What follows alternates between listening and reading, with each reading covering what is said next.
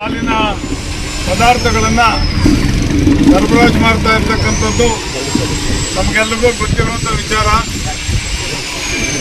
ಆ ಒಂದು ನಿಟ್ಟಿನಲ್ಲಿ ನಮ್ಮ ಒಂದು ಮಾರುಕಟ್ಟೆಯನ್ನು ವಿಸ್ತರಣೆ ಮಾಡಬೇಕು ಅಂತೇಳಿ ಎಲ್ಲ ಕಡೆ ಕೋಲಾರ ಜಿಲ್ಲೆಯಾದ್ಯಂತ ಮತ್ತು ಬೆಂಗಳೂರಿನ ನಮ್ಮ ಮಾರುಕಟ್ಟೆ ಇರ್ತಕ್ಕಂಥ ಒಂದು ಏರಿಯಾನಲ್ಲಿ ಕೂಡ ನಾವು ಏನು ಈ ಪಾರ್ಲರ್ಗಳನ್ನು ಪ್ರಾರಂಭವನ್ನು ಮಾಡ್ತಾ ಇದ್ದೀವಿ.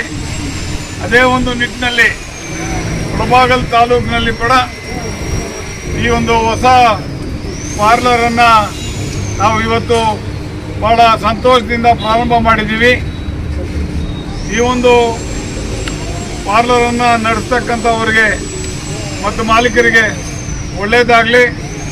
ಒಳ್ಳೆಯ ಹಾಲನ್ನು ನೀವು ಮಾರಾಟ ಮಾಡಿ, ಹಾಲು ಉತ್ತಮವಾದಂಥ ಹಾಲಾಗಿರೋದ್ರಿಂದ ಮುಳಬಾಗಿಲಿನ ಜನತೆಗೆ ಇದು ಅನುಕೂಲ ಆಗಲಿ ಅಂತ ಈ ಸಂದರ್ಭದಲ್ಲಿ ಹೇಳ್ತಾ, ಕೋಲಾರ ಹಾಲು ಒಕ್ಕೂಟದಲ್ಲಿ ಏನು 8,30,000 ಹಾಲನ್ನು ನಾವು ಶೇಖರಣೆ ಮಾಡ್ತಾ ಇದ್ದೀವೋ, 4 ಲಕ್ಷ ಗರಿಷ್ಠ ಅಂದರೆ 4 ಲಕ್ಷ ಲೀಟ್ರನ್ನು ನಾವು ಹಾಲಾಗಿ ಪಾಕೆಟ್ ಮುಖಾಂತರ ಮಾರಾಟ ಮಾಡ್ತಾ ಇದ್ದೀವಿ.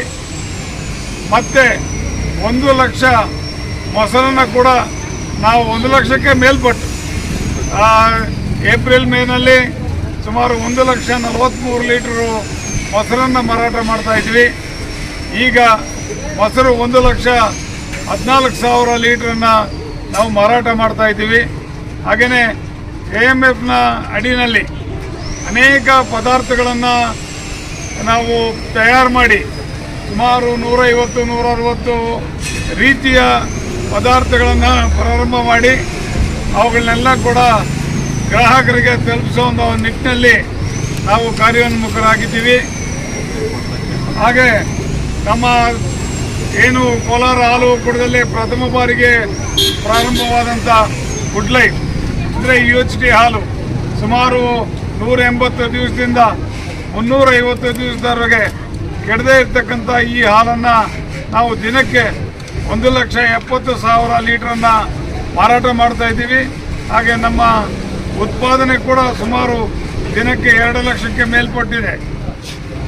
ಹಾಗಾಗಿ ಮುಂದಿನ ದಿನಗಳಲ್ಲಿ ನಾವು ಗ್ರಾಹಕರಿಗೆ ಒಳ್ಳೆಯ ಸ್ಪರ್ಧಾತ್ಮಕ ದರ ಹಾಗೂ ನಮ್ಮ ಉತ್ಪಾದಕರಿಗೆ ಅತಿ ಹೆಚ್ಚಿನ ದರವನ್ನು ನೀಡಬೇಕು ಅನ್ನೋದು ಕೂಡ ನಮ್ಮೆಲ್ಲರ ಒಂದು ಗುರಿ.